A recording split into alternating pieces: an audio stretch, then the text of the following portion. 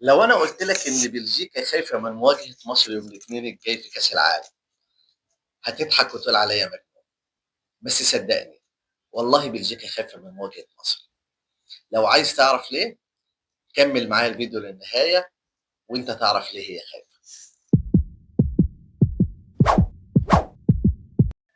بسم الله الرحمن الرحيم، أهلًا وسهلًا بيكم في قناتكم الكورة تحت الضغط.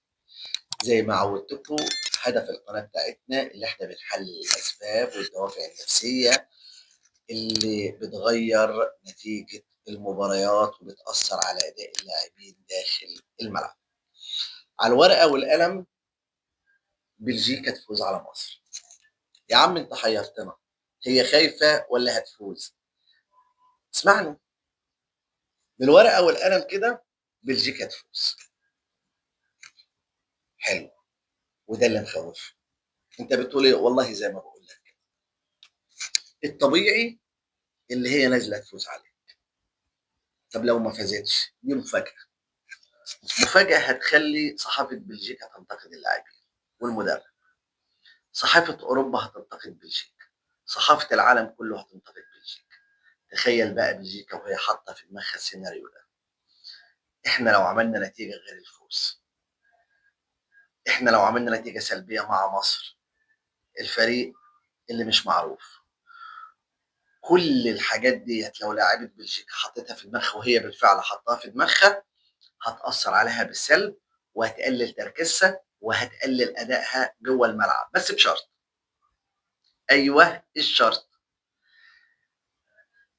ال11 راجل بتوع منتخب مصر اللي هيلعبوا قدام بلجيكا، لو انتوا نازلين مهزومين قبل صفارة الحكم يبقى شكرا ليكم والف مبروك لبلجيكا.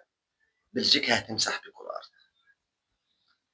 اما ال11 راجل بتوع منتخب مصر اللي هيلعبوا بلجيكا لو نزلوا حطوا في دماغهم انهم 11 قصاد 11، 11 راجل بيلعب كوره قدام 11 راجل بيلعب كوره، لا فكرت في كورتوا احسن جون في العالم، ولا دو بروين، ولا دوكو، ولا تروسارد لاعب الارسنال، ولا لوكاكو لاعب نابولي. 11 لاعب قصاد 11 لاعب. اي عالم علم نفس رياضي بيقول لك نتيجه المباريات لم تحسم لا بالمهاره ولا بالاداء، بتحسم بالدوافع، بتحسم بالرجوله، تحسم بالروح القتاليه. يا رجاله انزلوا قدام بلجيكا وانسوا الوان الفانيلات، استمتع بكره القدم، العب كره قدم، ما تفكرش في اسم اللاعب اللي قدامك، هو واحد قدامك زيه زيك. انزل، استمتع بالكوره، اعمل اللي عليك وسيب النتيجه دي بتاعت ربنا. ارجوكم بلاش تخافوا من بلجيكا، بلاش الكوره تخبط في رجلكم زي ماتش البرازيل. انتوا في ماتش اسبانيا كنتوا احسن من كده، انتوا لعيبه كلها كويسه، انتوا افضل جيل في منتخب مصر صدقوني. انتوا افضل من جيل ابو تريكه وبركات ومحمد شوقي وعصام الحضري، بس اللعيبه التانيه كانت عندها ثقه اكتر منكم واقوى منكم. كانوا بينزلوا 11 راجل في الملعب. انتوا جيل كويس ومحترم، بس ناقصكم الثقه في نفسكم.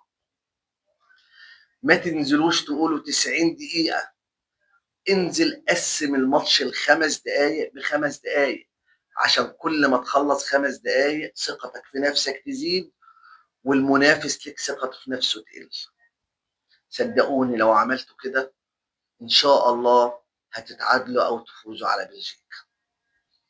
لو عجبك الفيديو بتاعي لايك وشير وسبسكرايب، يمكن الفيديو بتاعنا يوصل للاعيبة منتخب مصر والجهاز الفني بتاعهم ويحفزهم على اداء ومنافسة منتخب بلجيكا. شكرا لكم والى اللقاء والسلام عليكم.